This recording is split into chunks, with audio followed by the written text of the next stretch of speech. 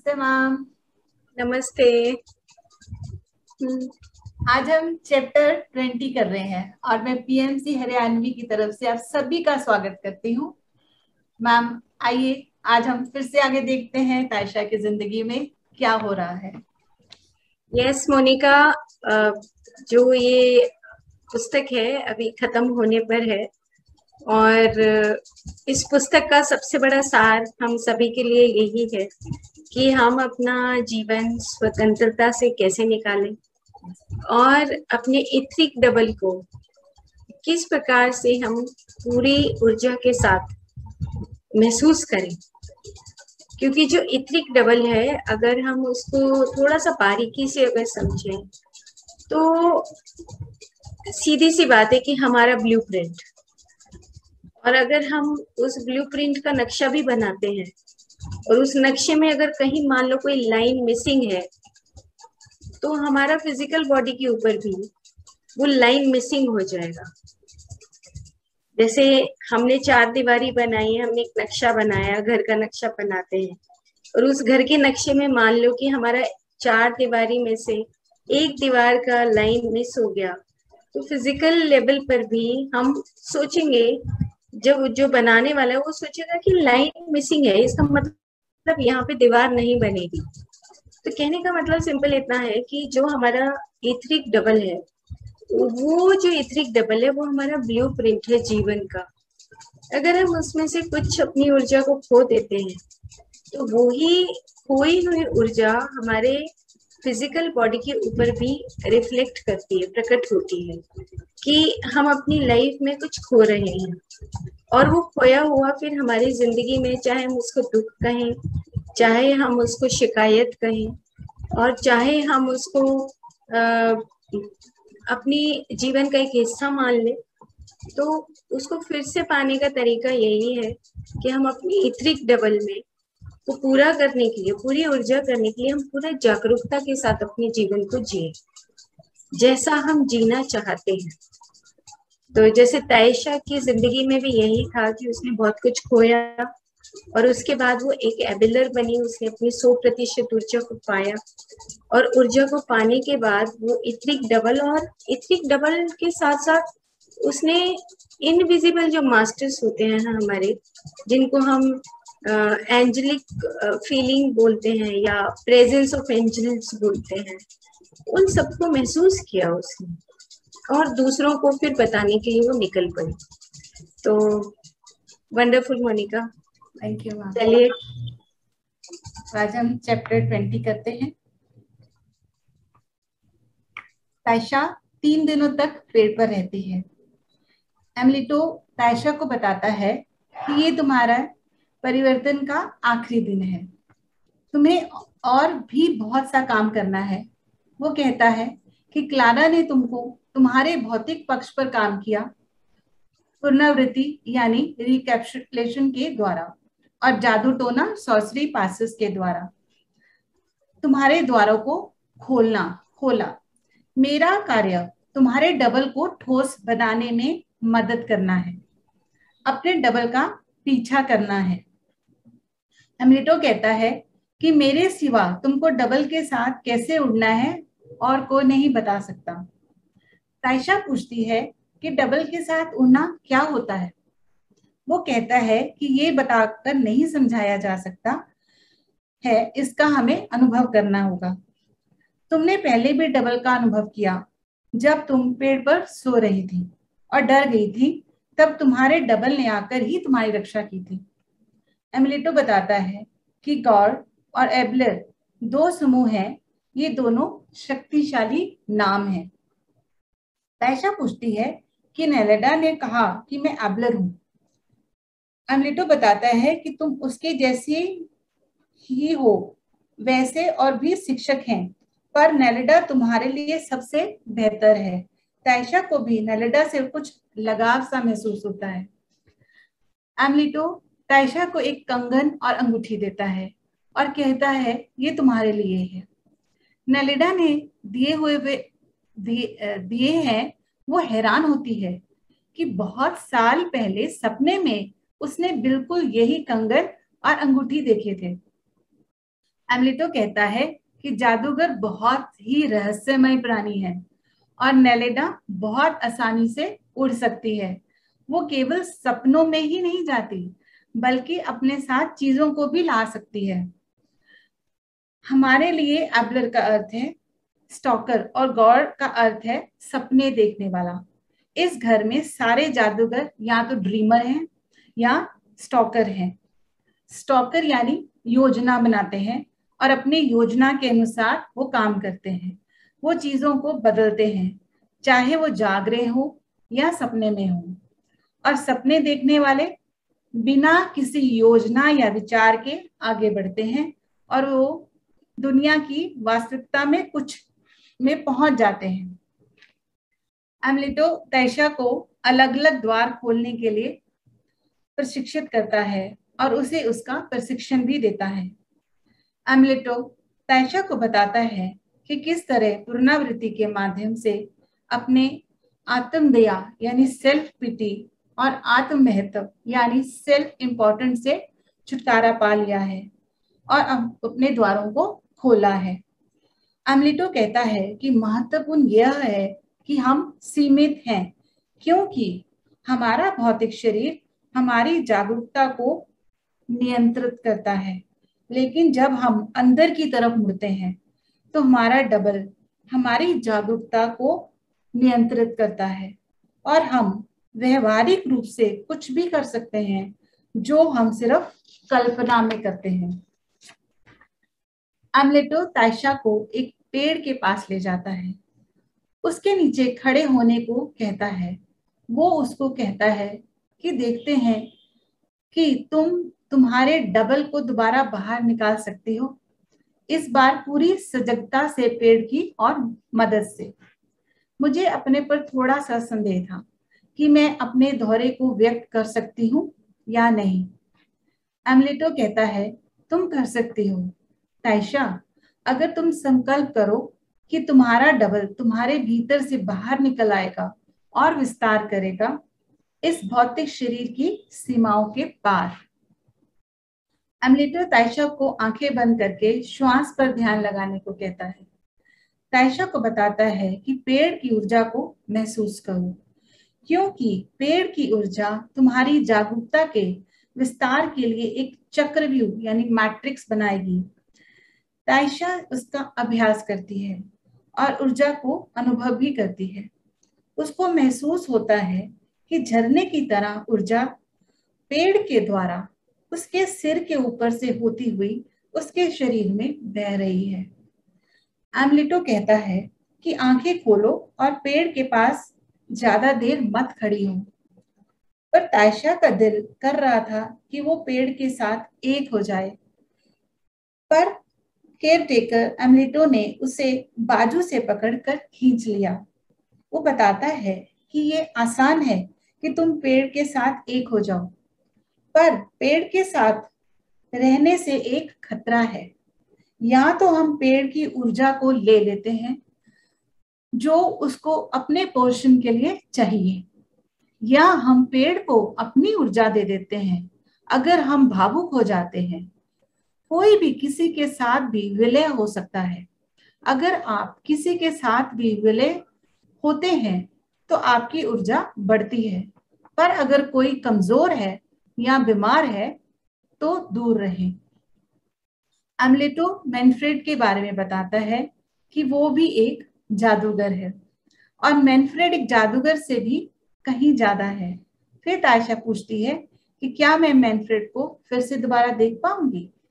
एमलिटो उसको चुप करवा देता है और उसको अपने पर पूरा ध्यान देने को कहता है और चेतवानी देता है कि अब तुमको सब काम सही ढंग से करना होगा क्योंकि अब कोई भी गलती की कोई भी गुंजाइश नहीं है।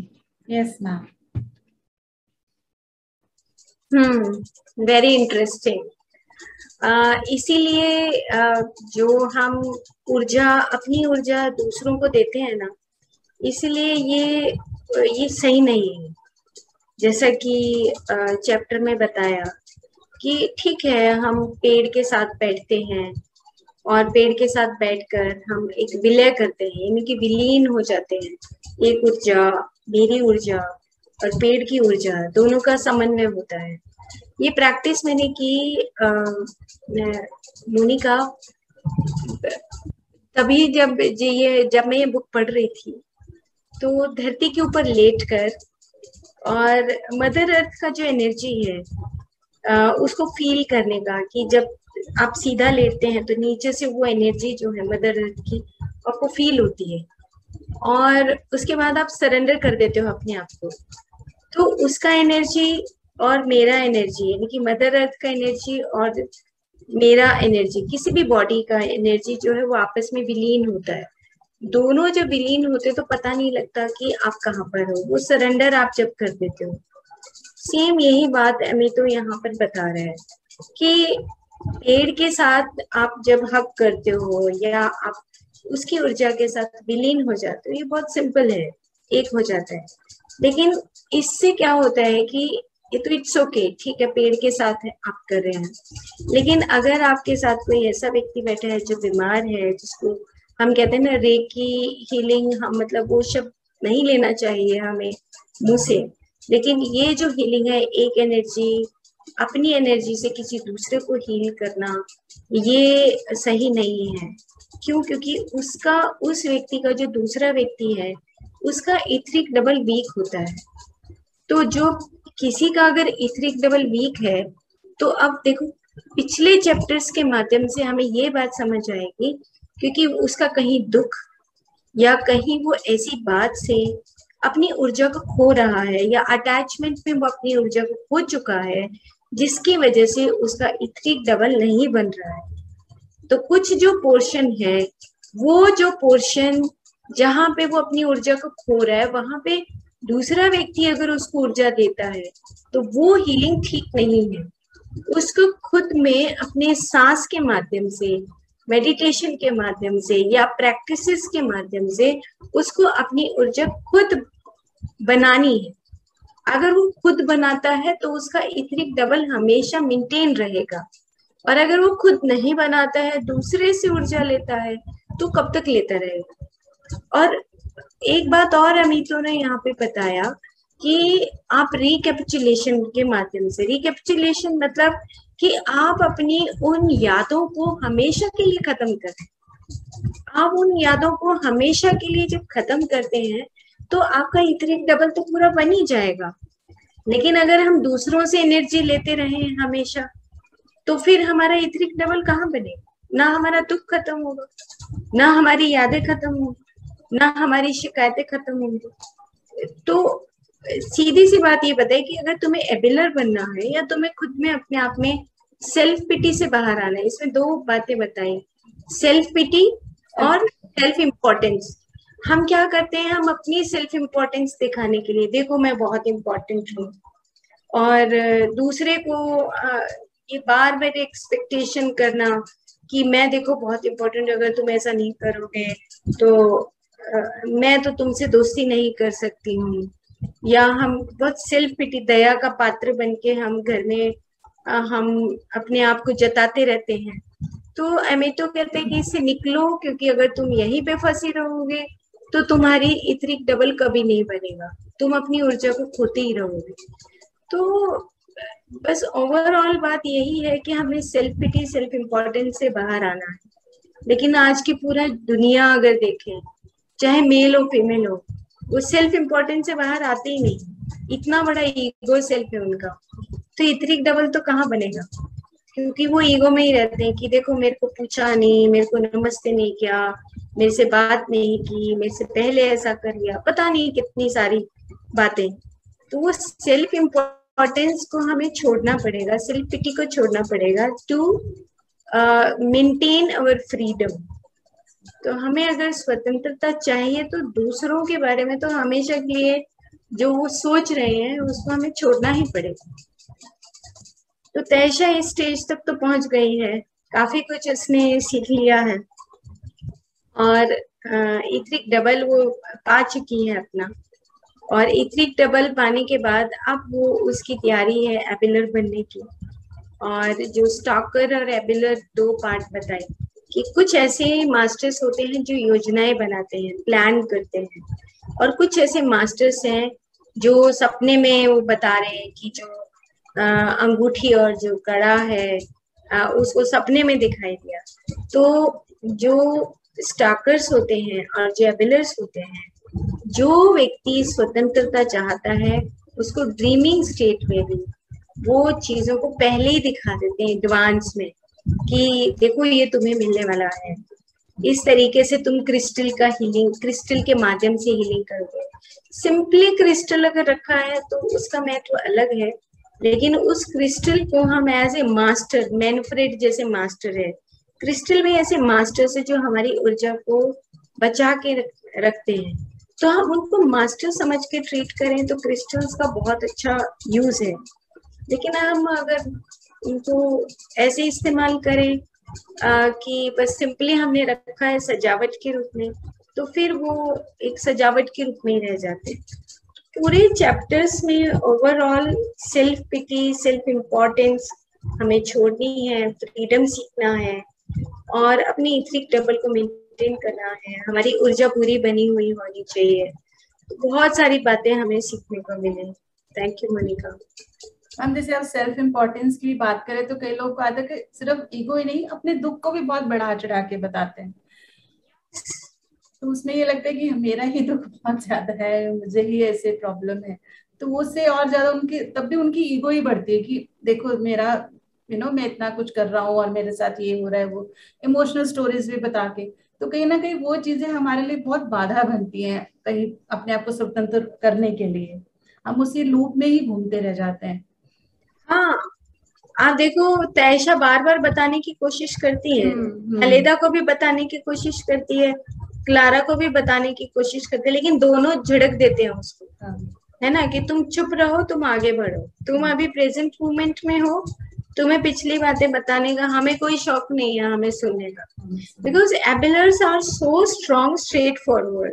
उनको पता है कि अगर हम सुनेंगे तो हमारा जो है सारा एनर्जी लूज हो जाएगा। They are so straightforward कि उनको पता है कि अगर मेरा 1% भी एनर्जी लूज होता है तो ये जो सामने वाला पर्सन है वो भी अपनी एनर्जी को लूज कर देगा और फिर वो हिप्नोटाइज करेगा कि जैसे तुम बोल रही हो, बिल्कुल सही कह रही हो कि दुख भी बड़ा चढ़ा के बताते, देखो ऐसा हुआ, मेरे साथ ऐसा हुआ। तो हमारे पास भी एक बहुत विक्टिम कॉन्शियसनेस में ही रहते हैं हमेशा, एक विक्टिम कॉन्शियसनेस में बना के रखते हैं, फेक उसमें रहते हैं वो। तो हमें कभी भी सुनना नहीं चाहिए किसी का। जैसे फोन भी आता है तो हमें जब फोन आता है तो हम सोचते हैं कि शायद वो बुरा मान जाएगा ना, लेकिन हम उसकी पूरी बात सुनते हैं, लेकिन उसकी ऊर्जा जो है हमारे साथ कनेक्ट हो रही होती है, तो हम अपनी ऊर्जा को लूज कर देते हैं। बिकॉज हमारा कहीं जो इथरिक डबल है, जो 100% होना चाहिए, उसको हम खो देते हैं। कहीं हम भावुक हो जाएं, मान लो कोई ऐसी बात बता रहा है तो हम भावुक हो जाते हैं और उससे आपस का जो एनर्जी है, वो आपस का एनर्जी मिलने लगता है और हम अपनी ऊर्जा खो देते हैं। तो हमें बहुत स्ट्रेट फॉरवर्ड होना चाहिए। ये भी एक चैप्टर मतलब एक है हमारे जीवन का कि हम बहुत दूसरों को प्लीज करने में, एंटरटेन करने में लगे होते हैं। चलो चलो सुन लेते हैं, कोई बात नहीं, है ना, ऐसे करके। लेकिन we should not listen, straightforwardly बोलना चाहिए, तुम अपनी इथरिक डबल को पूरा करो, तुमने सीखना है चैप्टर तो तुम सीखो, हमारे सुनाने से क्या हो, है ना। तो ये भी एक बहुत अच्छा चैप्टर है हमारे जीवन का, जहाँ पर आमतौर पर महिलाएं भावुक हो जाती हैं, अपनी राम कहानी गाती रहती हैं, सारी जिंदगी निकल जाती है, उनकी राम कहानी पूरी नहीं होती, वो तो बस अपनी ही गाथा को लेती रहती। मेरे को इतना दुख है, पूरी दुनिया में दुख है भाई, पूरी दुनिया में ही दुख है। हम वो शरीर में बहुत सारी बीमारियां भी अट्रैक्ट करती हैं, बिकॉज वो इमोशंस हमारी बॉडी में ही घूमते रहते हैं। उनका चाहे अपना नहीं है, वो दूसरों का भी ले लेके डायबिटीज, थायराइड, पता नहीं क्या क्या, जोड़ों का दर्द, ये वो सारा कुछ अंदर उनके क्योंकि हम अगर डीप रूटेड देखें तो हमारे इमोशंस ही हमारी बीमारी का कारण बनते हैं। शरीर में इकट्ठे हो रहे हैं, कहीं ना कहीं किसी अंग पे जाकर जुड़ रहे हैं वो। बिल्कुल। तो wonderful Monica, thank you ma'am, thank you तो सो मच। अनएंडिंग प्रोसेस है, ये तो अनएंडिंग प्रोसेस है।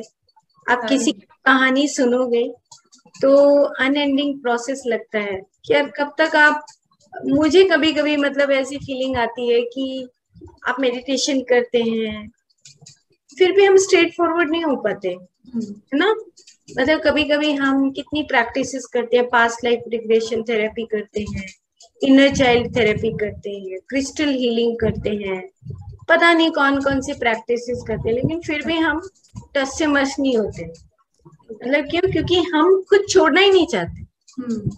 इनर चाइल्ड क्या करेगा? बहुत साल पहले की बात है कि इनर चाइल्ड का क्लास था एक, और हो गए मतलब 12 इयर्स हो गए। अब इनर चाइल्ड में आप कितने दुख से निकलते हो, अलग अलग बातें आपको याद रहती है, अपने पेरेंट्स के साथ, अपनी सोसाइटी के साथ, अपनी फैमिली मेंबर्स के साथ, कितना दुख, फ्रेंड्स की, और फ्रेंड्स का, इनर चाइल्ड का जो एक अंदर से पेन है, आप किस किस को खत्म करोगे याद करके? वो तरीका है ही नहीं ठीक होने का। तरीका है कि आप रिकैपिचुलेशन सीखो, आप कुछ ऐसी प्रैक्टिस सीखो, स्ट्रेट फॉरवर्ड हो जाओ, और आप अपने इथरिक डबल को मेंटेन करो, जागरूकता में रहो, स्वतंत्रता के साथ रहना सीखो।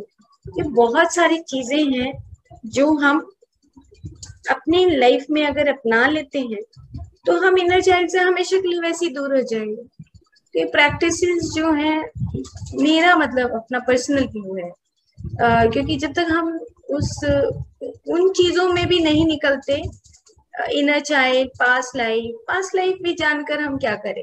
पास्ट लाइफ से ये पता तो जरूर लग जाएगा कि हम किस पेन के साथ मरे हैं, या हम पास्ट लाइफ में क्या थे, और हमारा पर्पस ऑफ लाइफ क्या है। फिर भी हमें समझ आ जाता है पर्पस ऑफ लाइफ, तो हमें पता है कि हमें गलती नहीं करना है। हमें ये भी पता है कि हम अगर गलत सोचते हैं तो हमारी सोल के ऊपर गलत इम्प्रिंट्स जाते हैं।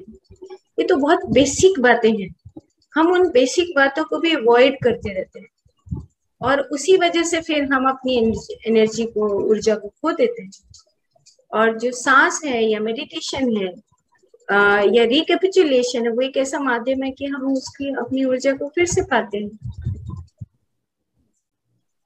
से ध्यान साधना है कि अपने आप को जानो, तो फिर हमें किसी चीज की जरूरत ही नहीं है। तो स्वयं को जान लिया तो ध्यान साधना से कि हम क्या हैं और हम क्या समझ रहे हैं अपने आप को। जब धीरे धीरे अपनी पावर्स को समझते जाएंगे, हम क्या है, मल्टी डायमेंशन बीइंग जिसको बोलते हैं, मतलब अमूर्त अयान कर रहे हैं कुछ इथरिक डबल के द्वारा या ऐसी चीजें, तो पावर्स हैं तभी तो कर पा रहे हैं, तभी कर पा रहे हैं, बिल्कुल। बस उसको ही जानना है। Yes, thank you Monica. Thank you ma'am, thank you so much.